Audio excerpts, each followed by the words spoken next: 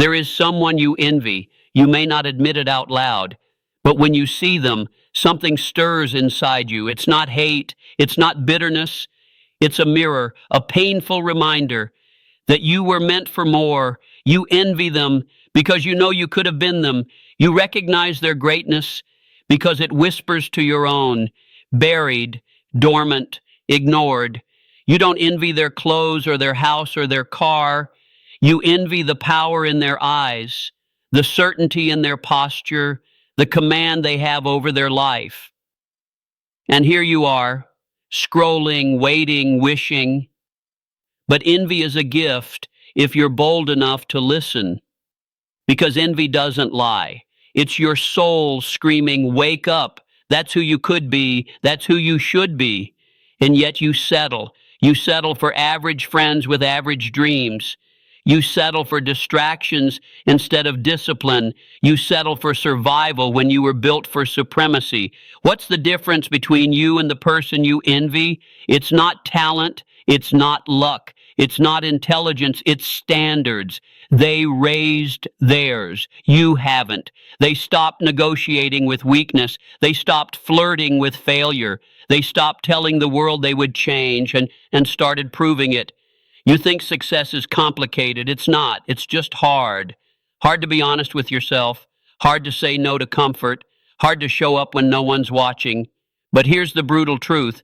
The only thing standing between you and the person you envy is work. Work you don't want to do. Work you know you need to do.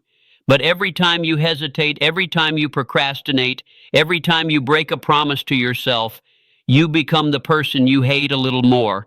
And that's the sickness of modern life. We are constantly surrounded by reminders of who we could be, but rarely do we have the courage to become it. Do you think Carnegie, Hill, Ford, or Lincoln were born with confidence? No, they built it, brick by brick, with blood, with focus, with nights they didn't sleep and mornings they didn't complain. They were obsessed with their vision, possessed by their purpose, unwilling to trade who they could be for the comfort of who they were. That's what you need now. Obsession, conviction, the kind of inner fire that makes laziness feel like betrayal. You must stop making peace with mediocrity. Stop petting your excuses like pets you plan to keep. Stop envying the strong, the wealthy, the driven, and become one of them. You weren't born to spectate. You were born to dominate. But domination requires discipline. Domination requires vision so strong it burns your comfort zone to the ground and builds a new life out of the ashes. You must become the kind of person who demands results, not just hopes, not just tries, not just wants it. You don't stumble into a strong mind. You forge it through discipline, through repetition, through fire. You break the old patterns not by arguing with them, but by overriding them with something stronger, a new internal code.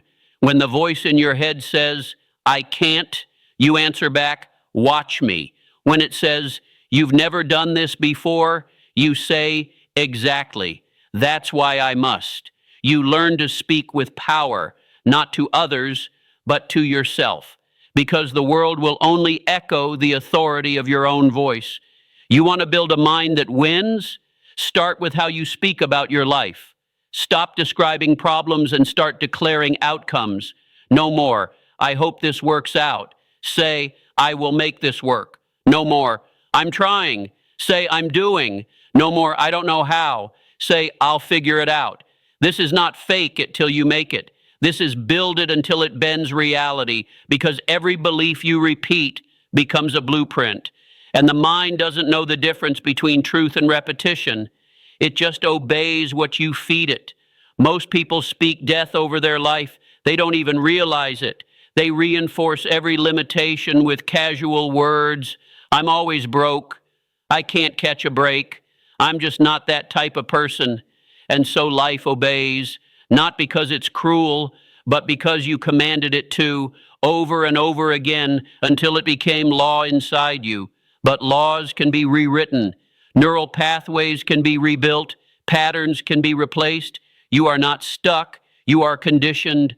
And conditioning can be broken, but only through repetition that is deliberate, intense, and unapologetically bold. Every day, you must feed your mind with what you want it to believe. You must choose your thoughts like you choose the fuel for a rocket, because weak fuel burns fast. But belief, real, unshakable belief, that launches you past every limit. This is where clarity becomes essential. A mind that wins is not scattered, it is focused. It is built on a single vision, burned into memory, reinforced through action, lived as if it already exists. If your mind doesn't know where you're going, your life will wander. But when your mind knows the mission, everything aligns. Your energy, your time, your decisions, they all begin to orbit around the outcome. Winners don't need to be pushed.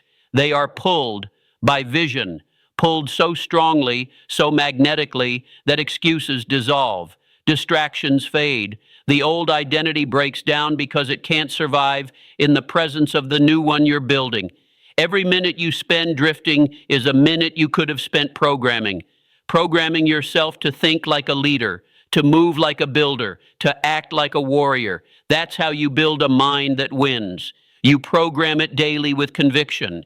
You act with discipline, not emotion, and you speak your future into existence with words that carry authority. The world doesn't care who you are. It only responds to how you think. Before you speak, before you act, before you rise or fall, it begins with the mind. The mind is the master key, and most people, they've handed it over to fear, to excuses, to doubt dressed up as logic. They build their life around limits, then wonder why nothing changes. But the ones who win, they start in a different place. They start in silence, in the shadows, not with perfect conditions, but with a choice, a decision to take back control of their most powerful weapon, their thinking. Because everything you want, the wealth, the clarity, the confidence, the impact, it all begins in the mind. And until you master that battlefield, nothing on the outside will change. Not for long. Building a mind that wins is not about having positive thoughts. It's about learning to command your thoughts, to train them like a soldier trains a blade with discipline, precision, and purpose. You don't need to wait until life gets easier. You need to get stronger.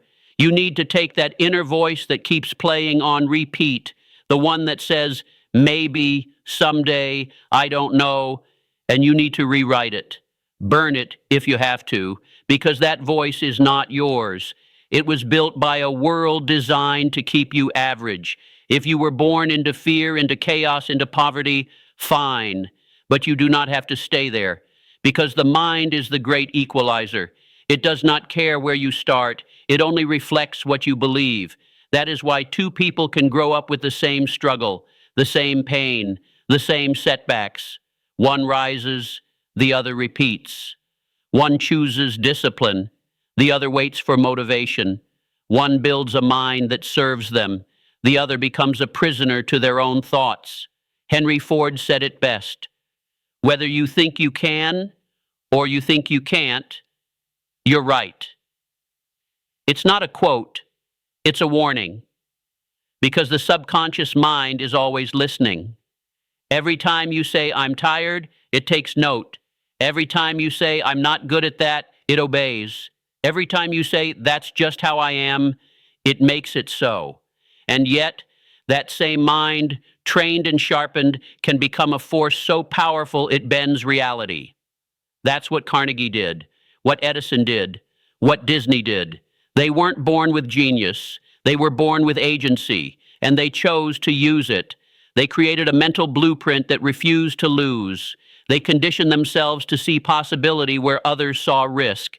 They visualized their victory, not once, but daily, obsessively, relentlessly, until the world caught up. You don't wait for a winning mind to appear. You build it with repetition, with clarity, with daily declarations that don't just inspire you, they become you. You train your thoughts the same way a bodybuilder trains his frame, not once, not when convenient, but constantly.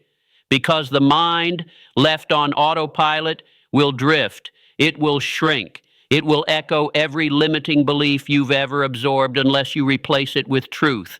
The truth is, you are not your thoughts. You are the one who commands them, but only if you decide to. Everything changes when you stop trying to improve your life from the outside in and start shaping it from the inside out. You don't need a new strategy. You need a new standard. And standards are not set by what you say you want. They're revealed by what you tolerate, what you allow to continue, what you excuse in yourself. Do you wake up when the alarm goes off, or do you snooze it and lie to yourself that 5 more minutes won't hurt? Do you finish what you start, or do you stack half-built bridges that lead nowhere? Do you train your body, your mind, your craft, or do you numb your time with distractions and justify it with "I'm tired"? That's where your future is being built, in those silent decisions no one else sees. That's the battlefield where identity is won or lost. The person you're meant to become, they don't wait for motivation. They are governed by purpose. They move with precision. They speak with clarity. They walk into rooms with presence, not because they're faking it, but because they've earned it. Every late night when you wanted to quit but didn't, that's where character was built. Every early morning when the bed begged you to stay, but you chose mission over mood, that's when you rose. Not just in routine, in identity. Because becoming isn't something that happens in a moment. It's not found in some big opportunity or breakthrough. It's in the grind, the boring, the mundane, the days you wanted to disappear but showed up anyway. You think kings are born in light, they're born in the dark, in silence, in rejection, in failure after failure, when they still chose to keep going. Do not underestimate how powerful you become when you consistently do what others avoid. That's what makes you rare. That's what builds the kind of internal gravity that pulls opportunity toward you. Not because you begged for it, because you became the kind of person who attracts it. You don't chase success. You build a version of yourself so aligned, so undeniable, that success has no choice but to show up. You think Tesla built his empire by waiting for the right mood? He slept in his lab. He worked through illness. He thought in years, not minutes. He didn't just act like a genius. He lived it day in, day out, without apology. You want to become the person you're meant to be? Then stop negotiating with your old self. That version of you, the one who settled, who feared, who avoided hard things, they don't get a vote anymore. You've outgrown them. The mind that got you here won't get you there. The habits that kept you safe won't make you strong. The identity that helped you survive won't help you thrive. So burn the script, rewrite the rules, and stop showing up like you're half committed to your own life.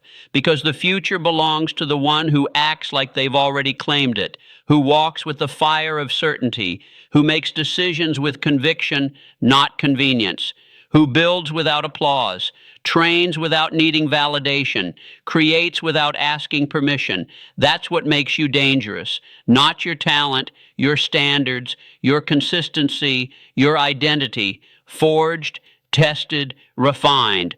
Every step forward from this moment must say, I already am the person I was born to become. Because once you live from that place, the world has no choice but to respond. You already know who you're supposed to be. You feel it in your gut. Not the version of you that wakes up tired, distracted, and doubtful. Not the version that second guesses, apologizes for dreaming, or waits for someone to give permission. No, deeper than all that, there is a version of you that is clear, powerful, disciplined, unstoppable. And the reason you feel that inner tension, it's because you're not acting like them yet.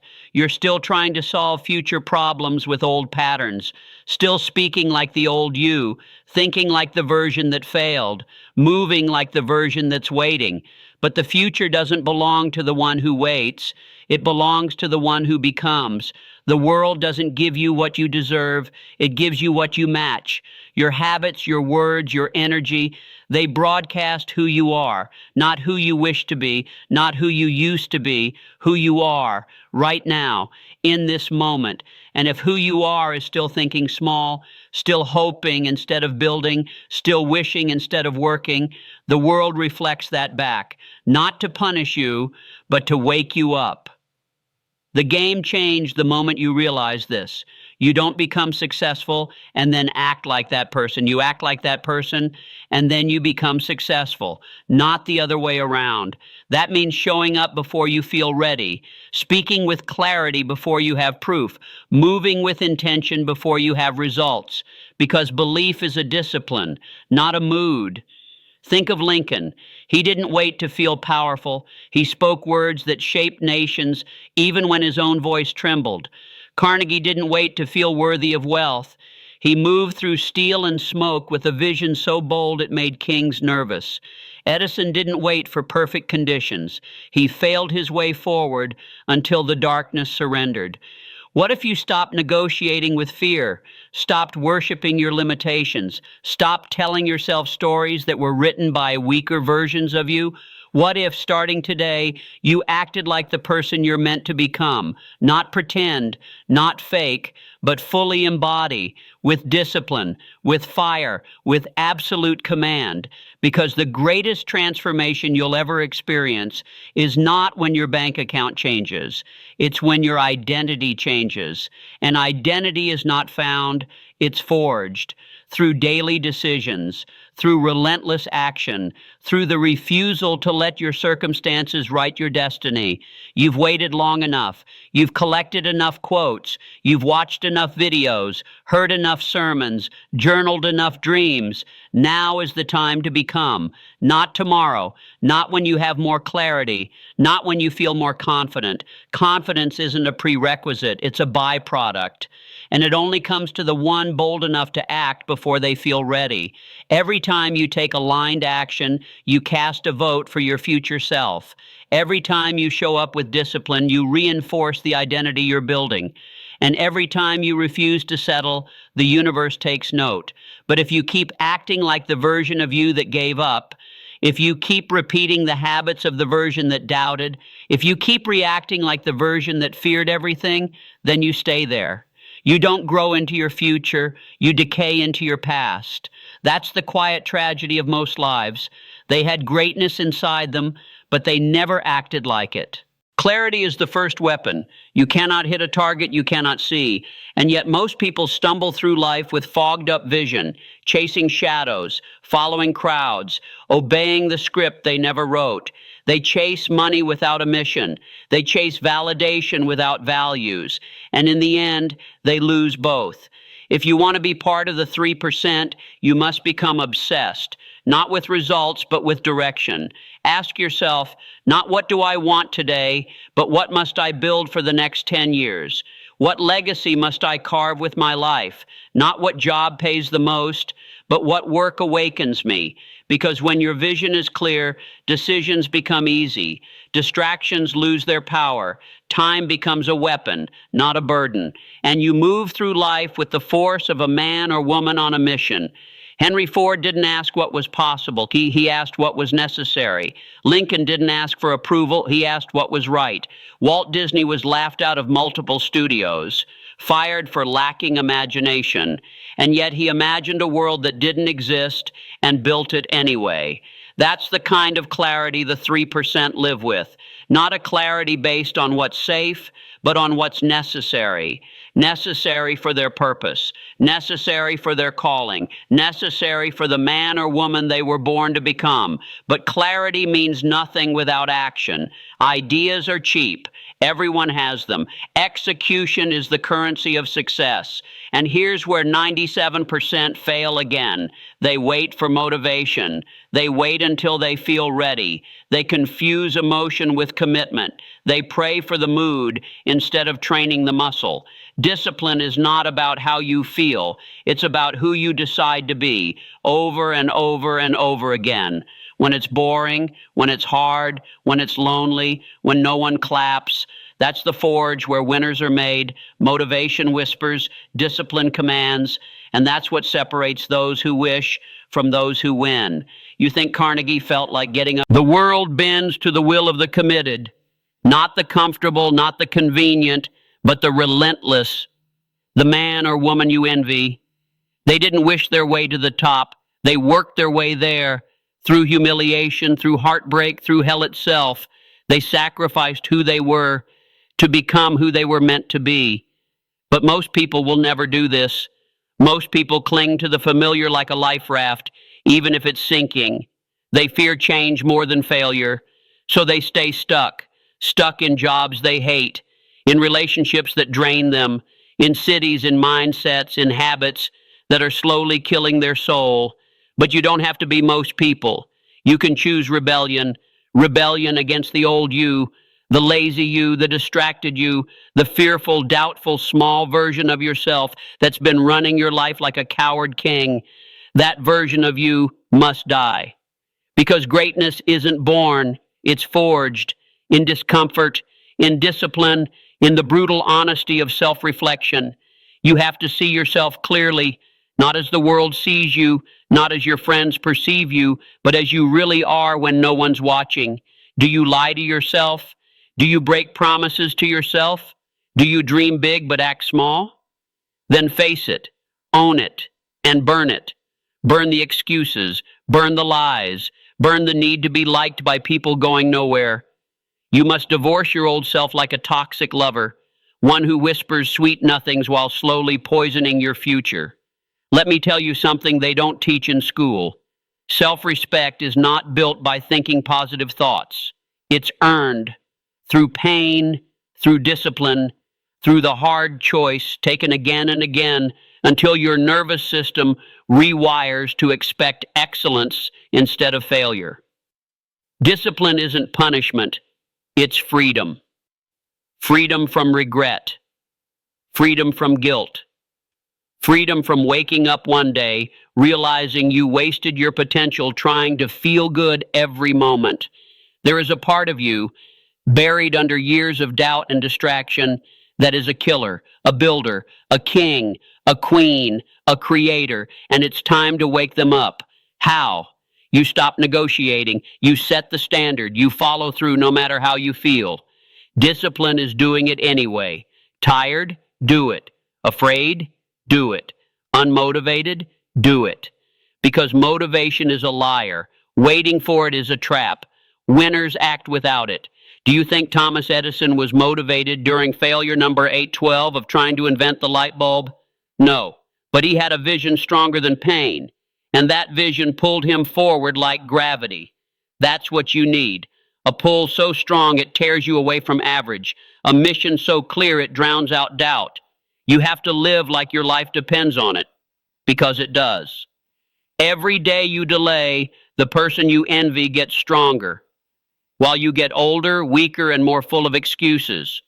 That version of you, the powerful one, the one you can see so clearly in your mind, it's not a fantasy, it's a blueprint, waiting to be built, brick by brick through daily execution. You don't need a new dream, you need new habits, new standards, new non-negotiables. You need to become dangerous, not to the world, but to the part of yourself that wants to play small. That version of you that sleeps in, skips workouts, overthinks, and plays nice with weakness, that version of you has had enough airtime. Now it's your turn. Time to rise, time to lead yourself, time to outgrow the old you so completely that even your past doesn't recognize you anymore.